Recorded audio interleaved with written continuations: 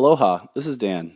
From 2016 to 2017, I tried my hand at putting out video essays about film topics on YouTube. The production of it was more than I could handle at the time, so I shut it down after only several episodes. But now that I'm getting my podcast up and running again, I've reworked the audio from that show into podcast episodes, which I will publish by the dates that the YouTube episodes were originally published or intended to be published. This one was originally from June 1st, 2017. New content is on the way as well.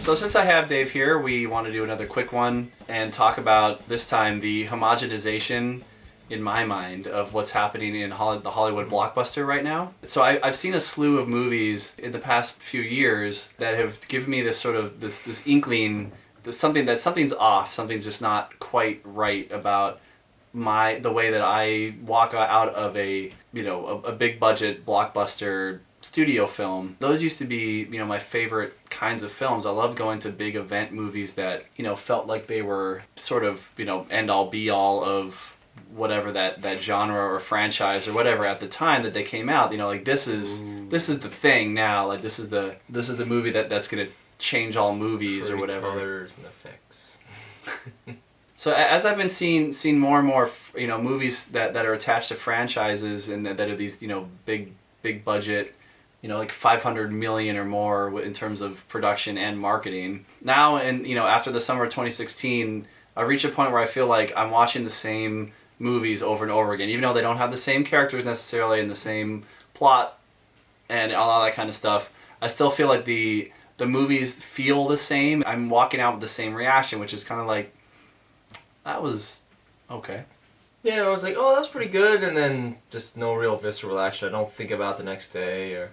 And that's not something like, man, I really want to own that and watch it again, and dig into it. I want to be in that world. I want to be one of them. I want to be there, and blah, blah, blah. And it's more like, oh, that was a movie I saw. Yeah, it's like, okay, that occupied a couple hours of my life, and that's fine. I'm not angry about that, So I'm referring to, like, all these big franchises, everything from the Marvel franchises, DC, Harry Potter, Star Wars, Star Trek, Star Wars, I'm coming at you. I'm not as much. And I mean, like, take your pick. Like, all these franchises now, I'm starting to feel it all have this similar kind of feel to them. And it's been really bugging me, like, what is it that's kind of making them all the same? Because they are, they're very different worlds, different characters, they have completely different stories that they're telling, even though, you can always, like, find similar through lines of, like, the hero's journey and coming of age or dealing with loss, and then those kind of similar themes and stuff, but essentially they are very, different movies. I was watching a review, the Red Letter Media review of Star Trek 2009, the reboot, and he made a point about every character, regardless of, who that character was in the original series or the Star Trek original cast movies, that, they were kind of, everybody had their own strengths and weaknesses and their own flaws and such. But he made the point that in the reboot, everybody was amped up to a new level of, not just intensity, but also, like, everybody was like a genius in their own field, and they were all, like, hand-to-hand combat, like, action stars.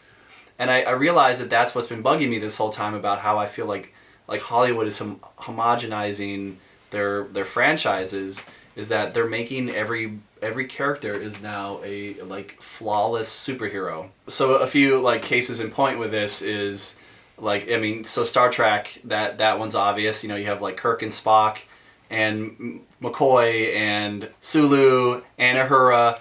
All of them are, like, they're amazing, like, action heroes, and they're geniuses at what they do. They're flawless, and that's true, like, in all the Marvel movies, because they are superheroes. And I get in the superhero genre, it's fine, it makes sense, even though I do feel like having these, and you can say that these characters are flawed in one way or another.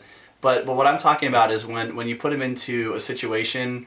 This is like just a basic storytelling element, is that if your character doesn't have some kind of underdog element to them, if you don't feel like the odds are stacked against them, then the dramatic tension of the story is not going to feel as rife, and you're not going to be as invested in it, because you know that just based on who they are as a character, that they're going to get out of whatever situation. So what you're really and this is what I feel about Marvel movies, is that you're watching characters, you know how it's going to end, but you're in it for the ride because it's going to be fun and there's going to be the action and and like the effects will be good. Well, I viscerally feel it less and less. I don't care how much crazy flip, blah blah blah, shoot shit out of my hands, whatever stuff. It's more and more just feeling flat. Just blue happens, martial arts awesomeness. Alright, done. But I think the reason it feels flat to you, I know it does to me, is because I don't feel like these characters are in any real danger.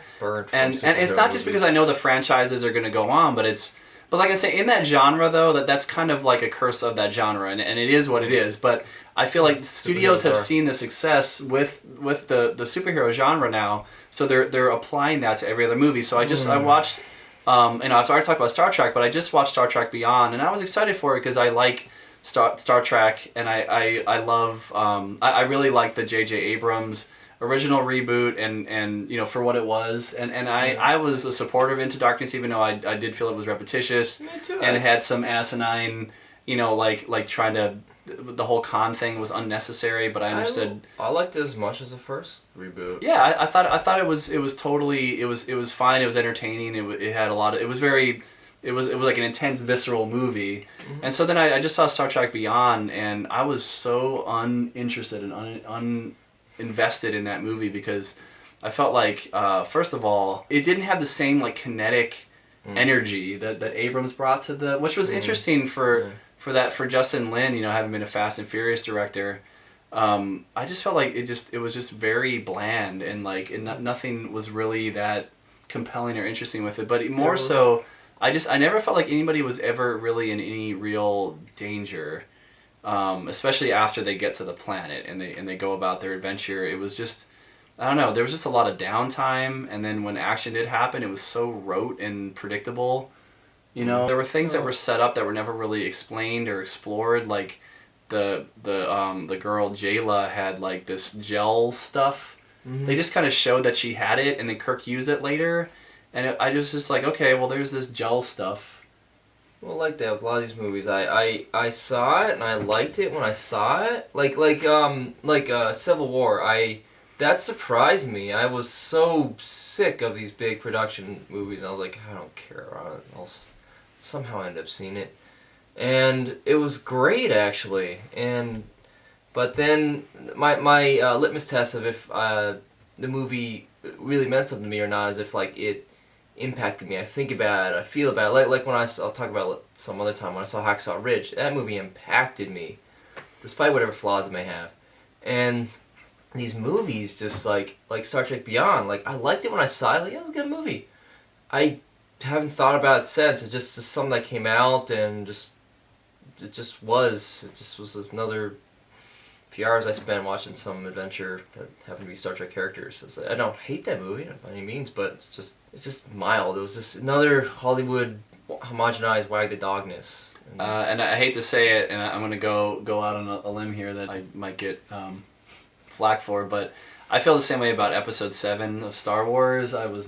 I really enjoyed it the first time I saw it. I saw it on opening night, and it was this special screening, and we got served dinner in our theater, and it was just a really, really fun night. And everybody was all hyped up and in costume, and the whole experience was great, and I really enjoyed watching it while we were watching it. But I watched it again later, and I just felt that same kind of just meh, after I watched it, and you could say that, well, maybe I'm just getting desensitized or something, or I'm just losing interest. But I can still watch Terminator 2, and just be so riveted by it. I can still watch Braveheart and just be like, wow, it has an effect. Hacksaw Ridge. There's and I feel like every time I watch any of those movies that I've seen hundreds of times, for over years, Apocalypto. Mel Gibson's on my mind, I guess. Obviously. But I feel like I always walk away feeling something. I always walk away glad that I spent that time watching it, and I also walk away feeling like I got something new out of it. And that's a thing, and I've noticed that with music too.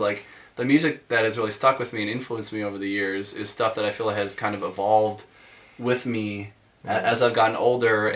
I've taken different connotations from it. I've noticed different things about it. The lyrical content has changed, for me, and I've had that with movies too. Like I can watch Terminator 2 now in my mindset of, you know, where I am now, and like still enjoy it, and have like an emotional response to it, you know, based on it, which is totally different than how I felt about it as a kid. Watching a lot of these franchise movies now, I just feel like I have no interest in revisiting them. And But I gotta say, I am on a different place with episode 7.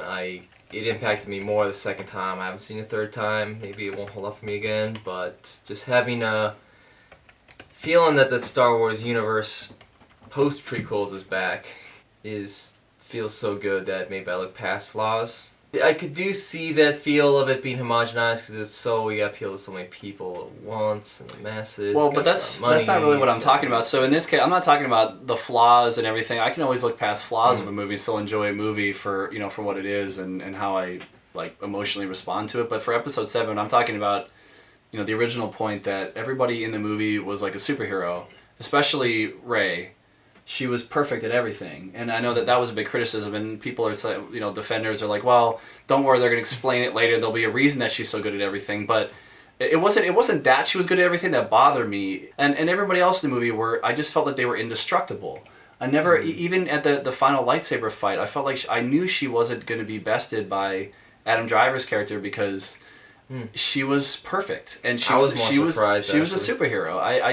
I never felt the tension, and that's what I'm really talking about. So let me give it like a I actually felt more tension. I felt tension. Okay. That whole scene, it surprised me when she got the lightsaber. Even both times, I felt it was awesome. Really, because she used the Force several times throughout. They set that up. I know, but she was so new to it. It seemed cool that in the emotional moment there, she just.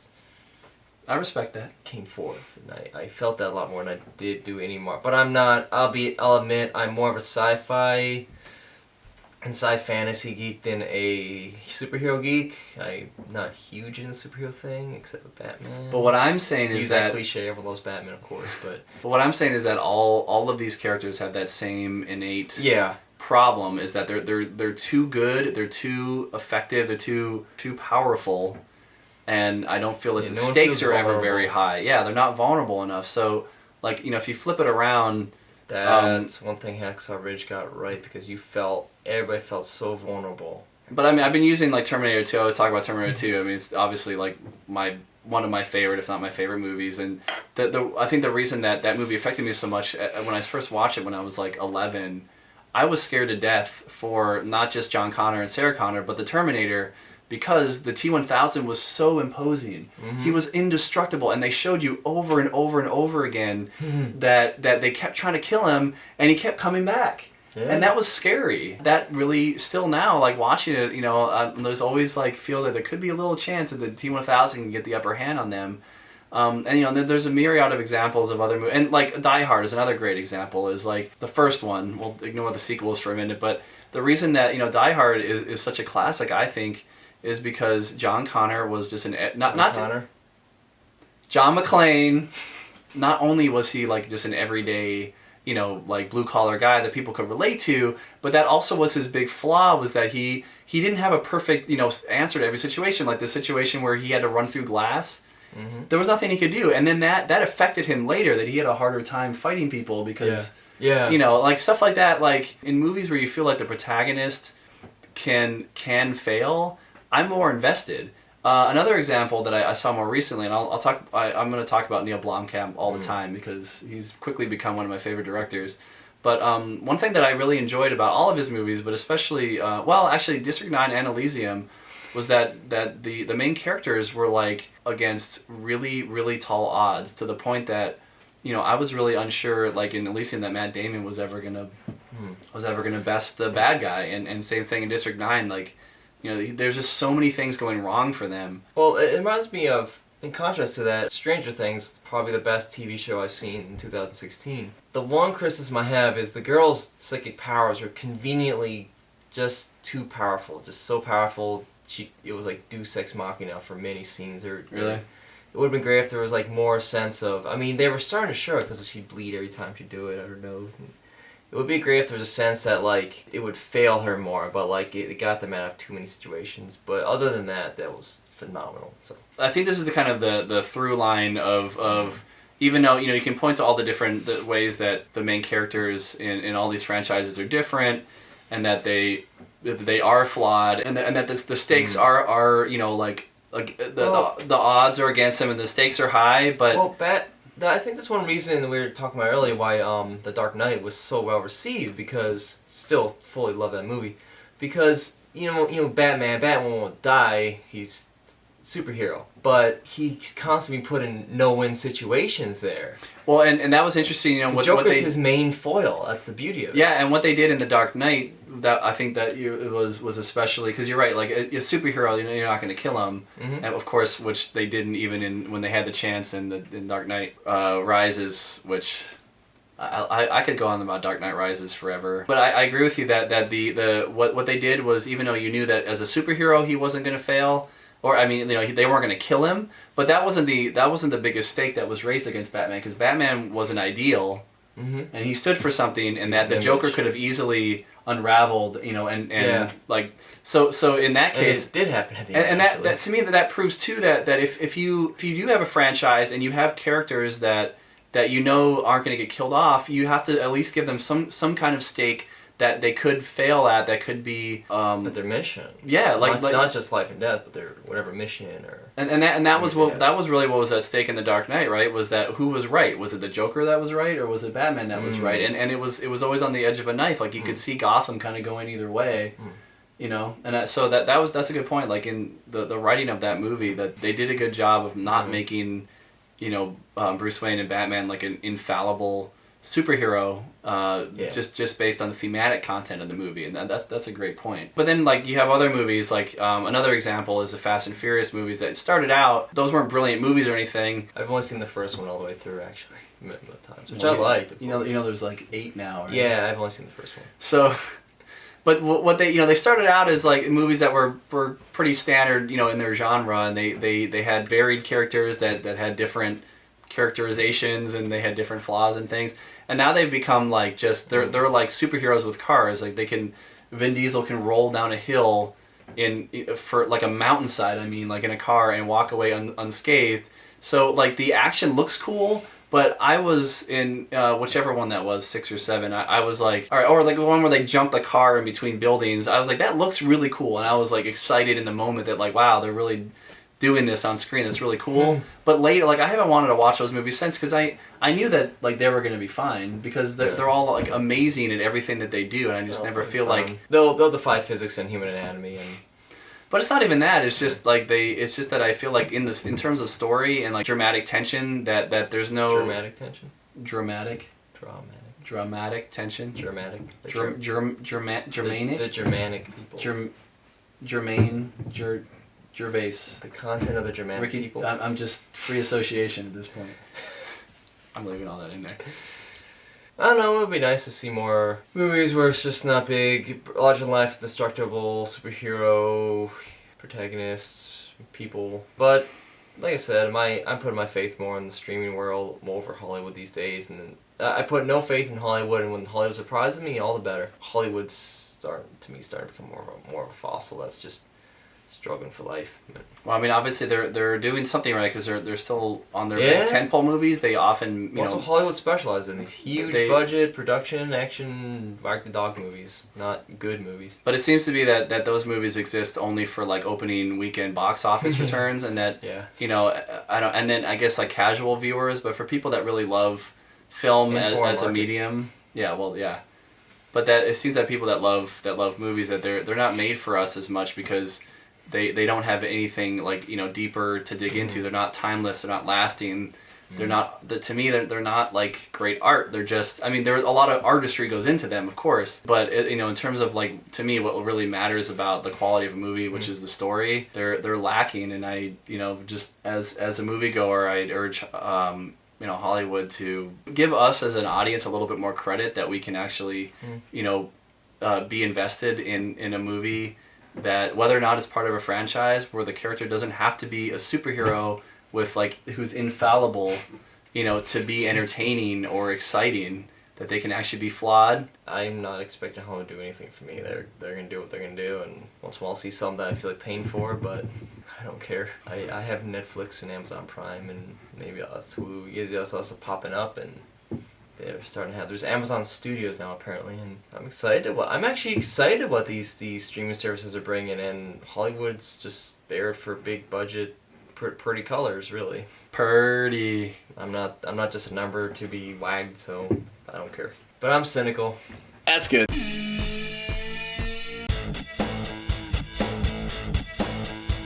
Be sure to visit breathingunderwater.us. Follow me on Instagram at breathingunderwater1 and drop me a line at breathingunderwater1@gmail.com.